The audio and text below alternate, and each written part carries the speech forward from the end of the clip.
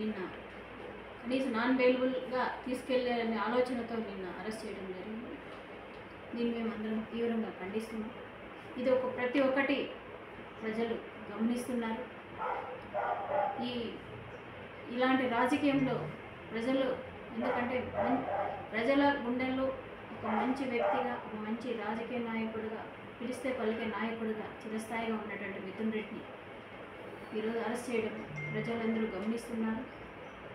Already ప్రజలంతా ఒక డెసిషన్లోకి వచ్చేసినారు. ఈ కూటమి ప్రభుత్వాన్ని ఎలా అయితే మనం ఎలా ఇది చేయాలని వచ్చే ఎన్నికల్లో వాళ్ళే ఈ కూటమి ప్రభుత్వాన్ని ఓటర్ల సునామీతో తిప్పకొట్టే కోసం కూడా దగ్గరలోనే ఉన్నాయి. వీటిని ప్రజలే బుద్ధి చెప్తారు. కూటమి ప్రభుత్వం యొక్క రాజకీయం ఇలాంటి రాజకీయం చేయడం ఎంతవరకు న్యాయం కాదు.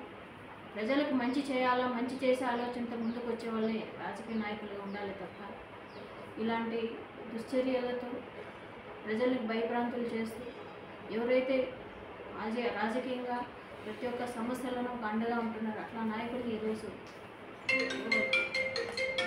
ఇలా చేయడం చాలా బాధాకరంగా ఉంది.